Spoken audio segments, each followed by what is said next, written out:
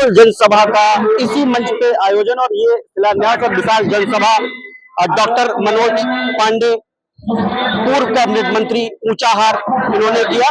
और अभी अपने कार्यकर्ताओं का, मंत्री जी के जाने के बाद अपने कार्यकर्ताओं का सम्मान करते हुए बात करने की कोशिश भी करेंगे। समय का अभाव है लेकिन बात करने की कोशिश करेंगे। सर, आज एक विशाल जनसभा का आयोजन हुआ और जनसमूह देखने को भी मिल रहा है, और 2 मिनट आपसे समय चाहूंगा। और जिस तरीके से मंत्री जी ने आपके जो शिलान्यास किया और आने वाले समय में आपने जो अपनी निधि की बात करी उसको भी मंत्री जी ने कहा और गरीबों में लगाइएगा, हम अपनी तरफ से दे रहे हैं। तो जिस तरीके से मनोज पांडे को मंत्री जी ने आज एक बड़ी सौगात दी है और उत्तर प्रदेश के मंत्री हैं, तो कैसे देखते हैं इस जनसमूह को? क्या 2027 में अगर बात करूं, राजनीति की सरगर्मियां तेज है तो अब एक आगाज सा हो गया है? नहीं, ये कोई चुनावी मीटिंग नहीं है, ये विकास कार्यों की शिलान्यास की मीटिंग थी। और ऐसी मीटिंग ऊंचाहार के कार्यकर्ता हमारे साथी अक्सर किया करते हैं। बड़ा प्यार मिला है और बिल्कुल ऊंचाहार की जनता का प्यार मनोज पांडे के साथ रहता है। मैं उनका आभारी भी हूं, और मैं हर मंचों से कहता हूं कि मनोज पांडे ऊंचाहार के हैं, ऊंचाहार मनोज पांडे का है। तो ये एक तरफा प्यार नहीं है, जितना प्यार हमारा है उससे हमको लगता है कई गुना ज्यादा ऊंचाहार की जनता का प्यार हमारे साथ है। और मंत्री जी ने जो सौगात दिया, ऊंचाहार की जनता को सौगात दिया, ऊंचाहार के विकास कार्यों के लिए सौगात दिया। और वो हमारे साथ मंत्री रहे भी हैं पीछे, वो हमारे साथ, मैं उनका बहुत धन्यवाद देता हूँ, बहुत आभार प्रकट करता हूँ। सदर की विधायिका अदिति सिंह जो आपके सिस्टर की तरीके हैं, और राकेश प्रताप जो एमएलसी रहे पूर्व में, राजा शिवगढ़ वो भी रहे, और शांतनु जी महाराज ने अध्यक्षता करी इस कार्यक्रम में। और आपने अक्सर कहा है अपनी किसी भी इंटरव्यू में या किसी भी उसमें, सबसे पहले आपसे अगर स्टार्ट होता है तो सनातन धर्म से आप भी स्टार्ट करते हैं। तो क्या इस जनसमूह का एक सनातन के इतने बड़े सन्यासी से अध्यक्षता कराना एक ये भी कहीं ना कहीं उस तरीके से जो आपकी गरिमा को दर्शाता है? नहीं, ये मंच है, आप मंच देख रहे होंगे, यहाँ तिलकधारी लोधी जी बैठे हैं, के पटेल जी बैठे हैं, हमारे उदयभान गौतम जी बैठे हैं, हमारे आदर्श वाजपेयी बैठे हैं, हमारे रामदेव पाल जी बैठे हैं, पप्पू सिंह जी बैठे हैं, राकेश पासी ब्लॉक प्रमुख बैठे हैं, शिवराम पासी ब्लॉक प्रमुख बैठे हैं। मेरा कहना है जातियां छोटी होती हैं, जमात बड़ी होती है। फिर आपने सनातन की बात किया, आप उस भारत में सनातन को कैसे अस्वीकार कर सकते हैं जहाँ की कुल आबादी का 95% से ज्यादा व्यक्ति सनातनी हो और हिंदुत्व को मानता हो। तो उसकी अगर हम बात करते हैं तो कोई अतिशयोक्ति बात नहीं करते हैं।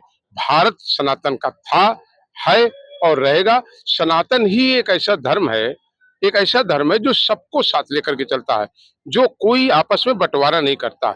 इसका एक बहुत विराट स्वरूप है।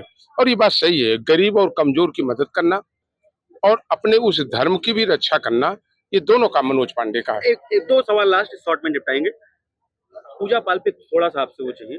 पूजा पाल पे इतना बड़ा और इतनी जल्दी निष्कासन कर देना सपा के मुखिया के द्वारा, जो आपके साथ हुआ, जो राकेश सिंह के साथ हुआ, अभय सिंह के साथ हुआ, उन्होंने कहा कि एक टाइम दिया गया है, क्या पूजा पाल भी उसका शिकार हुई? हमें लगता है जो लोग लोकतंत्र नहीं मानते, अपने पार्टी के राष्ट्रीय अध्यक्ष आदरणीय मुलायम सिंह को निकाल दिया, कारण बताओ नोटिस नहीं दिया। शिवपाल सिंह यादव को निकाल दिया, कारण बताओ नोटिस नहीं दिया। अर्पणा यादव को निकाल दिया, नोटिस नहीं दिया। तो पूजा पाल को निकाल दिया। तो जब कोई लोकतंत्र कानून और नियम है ही नहीं, जिसको चाहे निकालें, जिसको चाहे रखें। एक दिन ऐसा है कि जनता ने इनको निकाल दिया, ये दूसरे को निकालने की क्या बात करते हैं। एक लास्ट सवाल, प्रधानमंत्री को एक मंच से बिहार में गाली दी गई और नेता प्रतिपक्ष और रायबरेली को रिप्रेजेंट करने वाले राहुल गांधी उस मंच पे मौजूद थे, क्या कहेंगे? देश की सबसे दुखद, दुनिया की सबसे दुखद घटना है। माँ एक बहुत विराट नाम है, एक बहुत विराट सोच है, और एक बहुत विराट, कभी न भूल पाने वाला, जिसका कोई मूल्यांकन नहीं हो सकता, वो शब्द है माँ। भारत के प्रधानमंत्री आदरणीय नरेंद्र मोदी जी की माँ को जिस तरीके से सीमाओं को लांघ करके कांग्रेस के अगुवा द्वारा माँ को अपमानित करने की बात कही गई है, पूरा देश इसकी निंदा कर रहा है। शर्म आनी चाहिए ऐसे लोगों को जिन्होंने भारत के प्रधानमंत्री की माँ के बारे में नहीं कहा, भारत की माँ के बारे में चोट किया, हर व्यक्ति की माँ के बारे में चोट किया। जितनी निंदा की जाए वो कम है। रायबरेली को रिप्रेजेंट करते हैं, खासकर ये सवाल मैंने आप इसलिए पूछ रहा हूँ, रायबरेली को रिप्रेजेंट करते हैं, रायबरेली से सांसद है, एक गरिमामयी पोस्ट पे डेजिग्नेशन पे उनको रायबरेली पहुंचा है। तो रायबरेली की जनता कैसे देखती है? रायबरेली की माए वो कभी सोच नहीं सकती थी कि किसी माँ के यहाँ से एक ऐसा भी बेटा पैदा होगा जो माँ को ही गाली देगा। लगातार आपकी सरकार, आपका विभाग बहुत सारा बजट देता रहा है, बहुत सारी धरोहरों को समेटा जा रहा है, तो आज रायबरेली का कार्यक्रम कैसा रहा? देखिए, आज 13 विभिन्न परियोजनाएं तो हमारे पर्यटन विभाग की शिलान्यासित हुई हैं, लोकार्पित हुई हैं। इसके लिए रायबरेली के सभी विधानसभा क्षेत्र के उन वासियों को, उन लोगों को बधाई, शुभकामनाएं, जिनसे पर्यटन के इन विकास परियोजनाओं की पूर्णता के बाद हमारी सनातन संस्कृति को, हमारी विरासत को सम्मान मिलेगा, हमारी धरोहरों को सम्मान मिलेगा और निश्चित रूप से लोगों की भावनाओं के अनुरूप ये विकास के कार्य धरातल पर उतर के रायबरेली के विकास में एक महत्वपूर्ण भूमिका निभाने का काम करेंगे।